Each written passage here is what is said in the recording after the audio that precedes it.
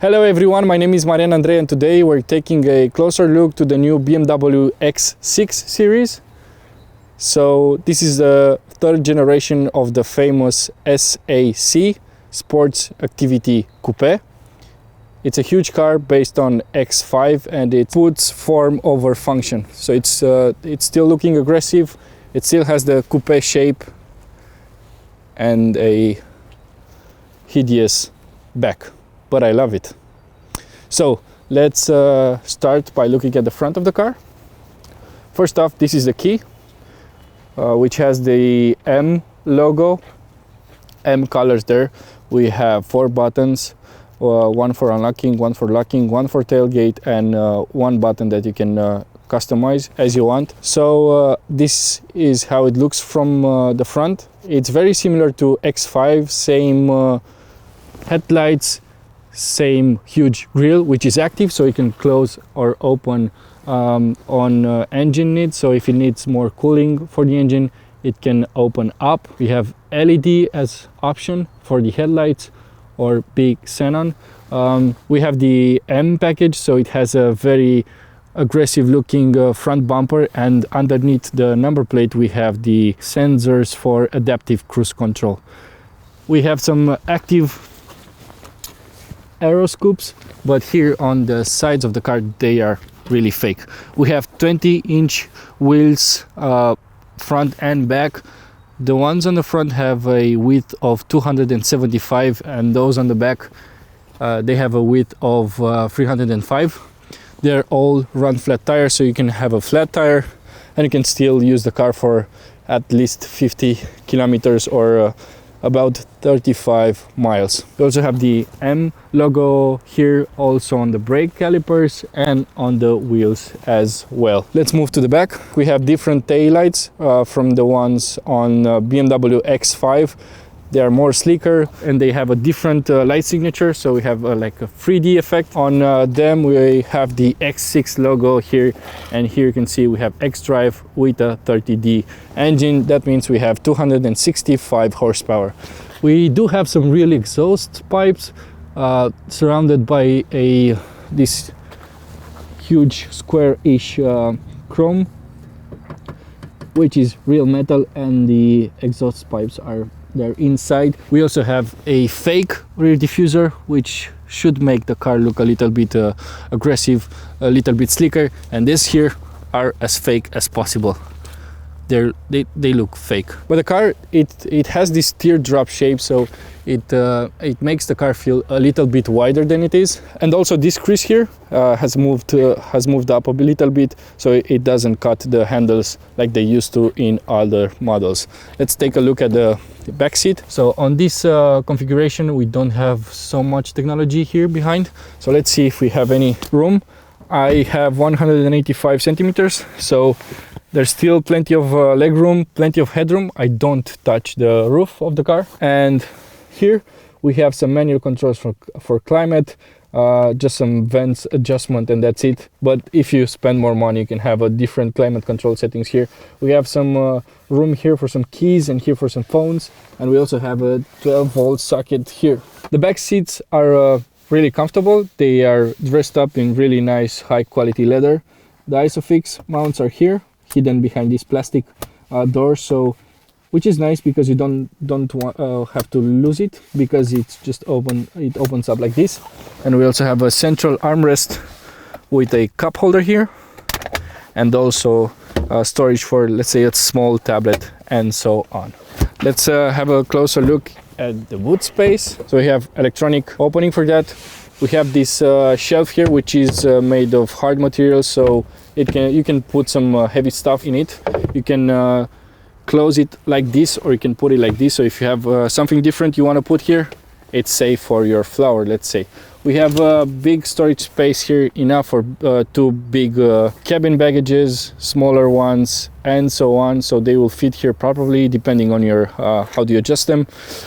Here we have some space for the first aid kit, for fire extinguisher, and so on. We have some hooks here for your shopping bags, and here with these paddles you can recline the back seats with no effort at all. And here we have a 12-volt socket, so if you want to keep a refrigerator running, there's no problem for that. Let me put the flower back, and let me put the shelf back. And if you want to close the tailgate, you can use this button here, or you can hold the button on the remote control. Now let's take a closer look at the driver's side.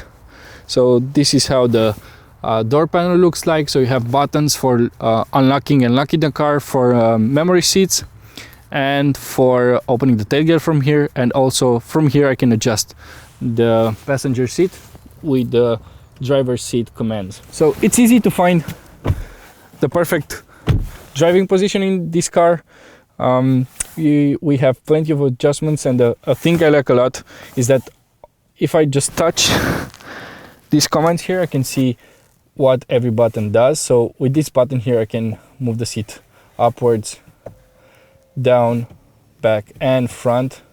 And with this button here, I can recline, and I can also adjust the shoulder position and also the headrest, which has electronic adjustment. This I like.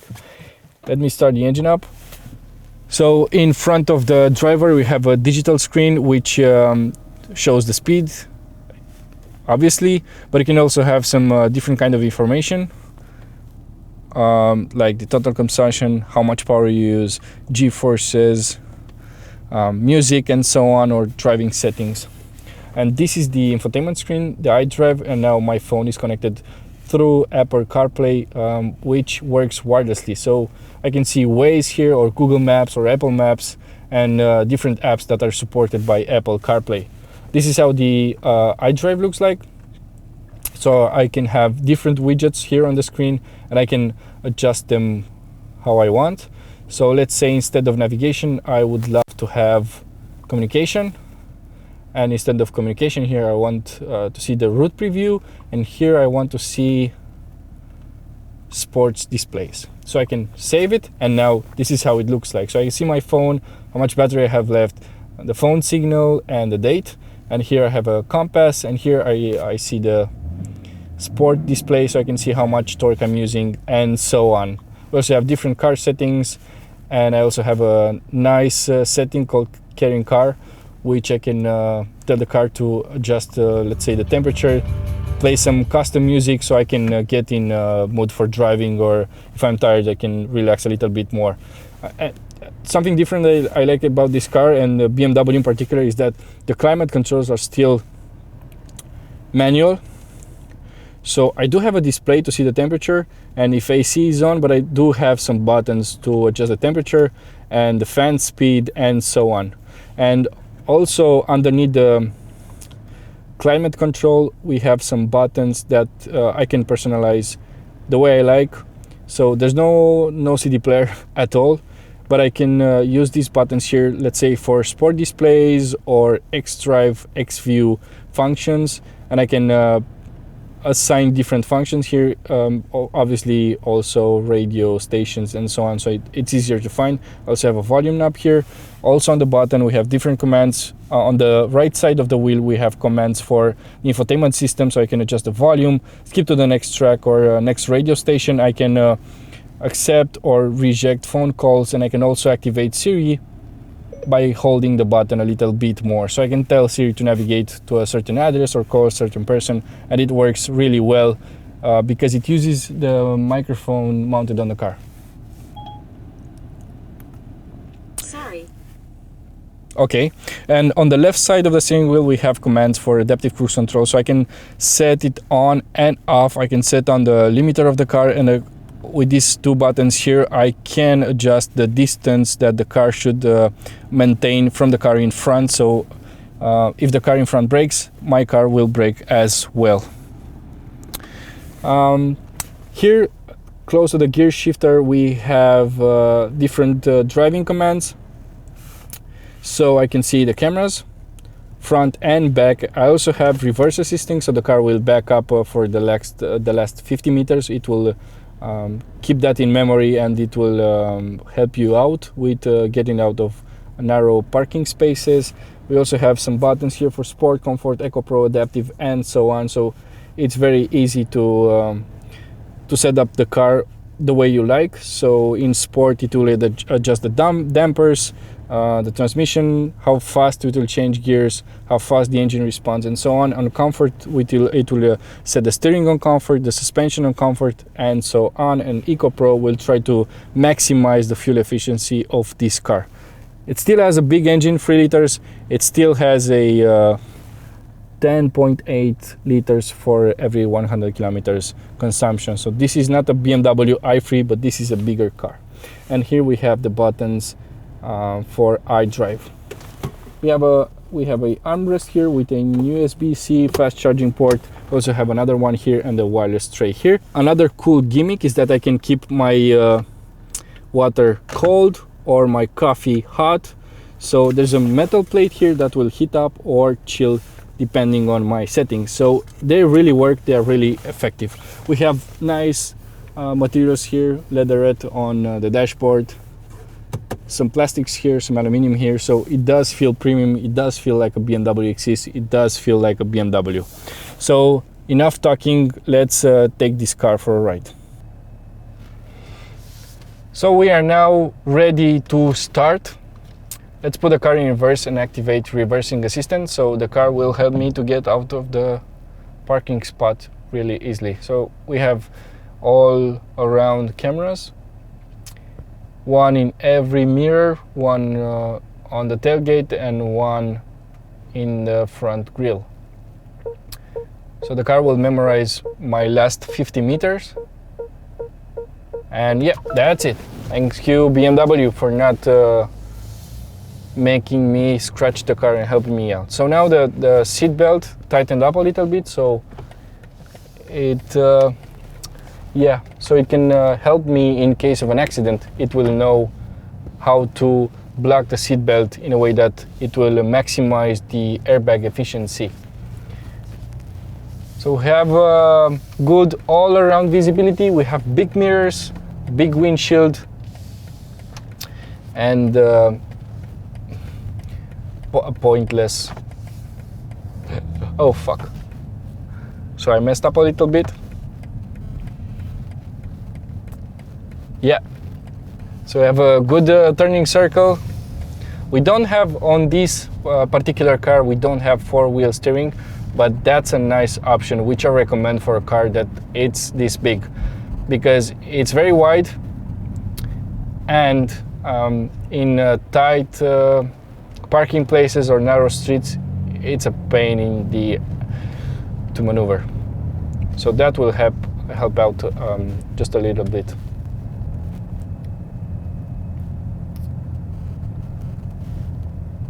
So now let's take this car for a spin. Let's go up to speed at 70, and yeah. We're now doing 65 kilometers per hour, which is almost 40 miles per hour. So the car is very silent. I don't hear the engine, which is a diesel one, by the way. We have a 3-liter 6-cylinder engine, which makes 265 horsepower, which it's connected to a 8-speed gearbox. The classic ZF. It's the classic combo from BMW, a 3-liter engine with a 8-speed gearbox. So there are no rough gear changes. Everything is smooth, even on slow acceleration, fast acceleration, when changing gears or changing from a bigger to a smaller gear. And we have a bit of noise in the speakers, so that's fine by me. What's different from the old BMW X6? So we do have a different suspension setup, so the car feels now more comfortable, more natural, closer to BMW X5. So on longer journeys where we have rough roads like this, the car will feel very comfortable. So there's no extra roll, no extra, let's say, stuttering from suspension. And now this is on sport setup, but I can switch to comfort, and now the car just floats on the road. It's not as comfortable as a BMW X5 or a 5 Series or 7 Series, but it's still really nice. The steering is light and easy to maneuver. I think it was developed with city use in mind, not so much for longer journeys. It offers fake feedback when you're driving fast, which is something I don't like. So the car, the steering feels very light, and suddenly it feels a lot heavier. But you can change that by switching to sport and have it all the way up to sport settings. You can play with individual setting in sport configuration. So you can see here I can change the damping system to comfort, steering to comfort, engine to comfort, and transmission to comfort. And I can reset it so I can see here everything that the system does to the car. We don't have any self-driving functions. We only have adaptive cruise control, which I can now activate for 60 kilometers per hour. And if I press set one more time, it will slow the car down to 50 kilometers per hour, which is the maximum speed on this road. It's very silent. There's not too much road noise in the car. We get some really small road noise, of course, because of how big the tires are. But otherwise, there's no wind noise up until 140 kilometers per hour, which feels nice. Sitting position, I do like how I sit in this car, even though I would have preferred a lower sitting position. But it's very useful though when we are driving in narrower streets and we have some junctions, so you can see what's behind the car, the car that are parked, what's in front of the car, in front of me, so I can adjust my driving style accordingly. So now let's go from 100 kilometers per hour to 130 with maximum acceleration. We're setting the car up in sport and it pulls. Yeah, that's 130. It's really nice. The suspension in sport settings does dance a little bit more than I wanted, but in comfort, it's very relaxed. I do get a bit of noise from the mirrors, but otherwise it's very silent. And if I have some music and so on, it's fine. We don't have the Harman Kardon sound system on this car, but the standard one, it does sound really well. So these are my conclusions on the BMW X6. If you want style over function, this is the car you should buy. Otherwise, if you're looking for practicality and the same BMW DNA, I think you should pick the BMW X5. It's much more, does look a little bit more elegant. It's not as flamboyant as this one, and it doesn't attract too much attention. That's all. Thank you for watching. See you on the next one.